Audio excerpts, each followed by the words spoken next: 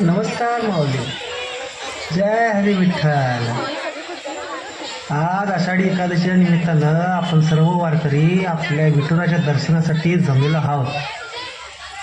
आज ही वारीची प्रथा वर्षानुवर्ष चालत आलेली आहे आणि कायम चालूच राहील. माऊली, आपण वारकरी माणसं, या पांडुरंगाच्या आणि आपल्यामध्ये जो दुवा आहे ते म्हणजे आपल्या महाराष्ट्राच्या संस्कृतीला लाभलेले साधू संत. संतांनी आपल्या मधुरवाणी अभंगानं आपल्याला भगवंताच्या चरणापर्यंत जाण्याचा सुखद मार्ग दावला. या अशाच एका महान संतांच्या आयुष्यातील एक प्रसंग आज मी तुमच्यासमोर मांडत आहे. आजची कथा ही संत ज्ञानेश्वरांच्या आयुष्यातील एक भावनिक हळवा प्रसंग आहे. बघा, आपल्या प्रायश्चितानंतर आपल्या मुलांना चांगले आयुष्य जगता यावे अशी भाबडी आशा ठेवून विठ्ठलपंत आणि रुक्मिणीबाई यांनी इंद्रायणी नदीत जलसमाधी घेतली. दुसऱ्या दिवशी मुले उठली तेव्हा त्यांना आईबाबा कुठे गेले हा प्रश्न पडला. निवृत्तीनाथाला आपल्या सामर्थ्याने काय झाले हे समजले. तो 10 वर्षांचा होता. त्याची ही लहान भावंडे ज्ञानेश्वर 8, सोपान 6 आणि मुक्ता केवळ 4 वर्षांची होती. निवृत्तीनाथ जरी तेव्हा 10 वर्षाचे असले तरी ते एक ज्ञानी योगी होते. तेच आपल्या भावंडांचे माता, पिता आणि गुरु बनले. भावंडांना प्रेम दिलं, सांभाळलं, ज्ञान दिलं. आईवडिलांच्या निधनानंतर ज्ञानदेवांच्या कुटुंबाला गावाने वाईट टाकलं. त्यांना कोणाचाच आधार नव्हता. 4ही भावंडांचे एकमेकावर खूप प्रेम होते. ते नेहमी एकमेकांची काळजी घ्यायचे. अवघड परिस्थितीत एकमेकांना धीर द्यायचे. सर्व काही कामे मिळून मिसळून आपापसात वाटून घेऊन करायचे. निवृत्तीनाथ आणि ज्ञानदेव गावातून भिक्षा मागून मिळेल ते आणायचे. त्यावर त्यांचा उदरनिर्वाह चालू होता. असेच दिवस कंठीत ते मोठे होत होते आणि एक दिवस ज्ञानदेवांचा अपमान झाला. भवती भिक्षां देहि, भवती भिक्षां देहि.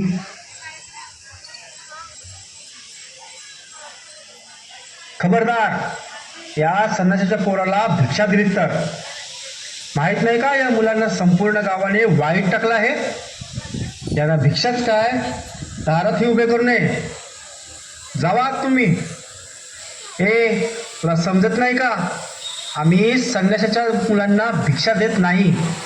तुला आम्ही भिक्षा दिली तर आम्ही तुमच्या पापात ओढले जाऊ. जा निघेतून. त्या व्यक्तीने केलेल्या या अपमानाबद्दल ज्ञानेश्वरांना खूप राग आला. कितीही समजूतदार असले तरी प्रत्येकाची सहनशक्ती कधीतरी संपतेच. ज्ञानेश्वरांचे वयसुद्धा कोवळे होते. ते फार व्यथित झाले. त्यांना या सततच्या अपमानाचा उद्वेग आला होता.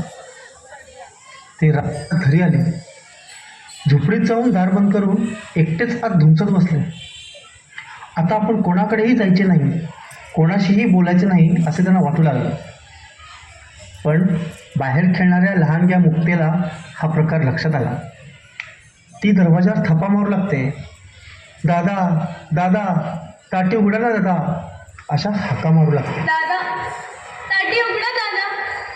दादा, ताटी उघडा ना दादा. दादा, दादा उघडा ना ताटी. मुक्ते, आपला ज्ञानू असा बाहेर नाही यायचा. त्यासाठी तुला तुझ्या प्रेमाच्या शब्दांनीच त्याला साथ घातली पाहिजे.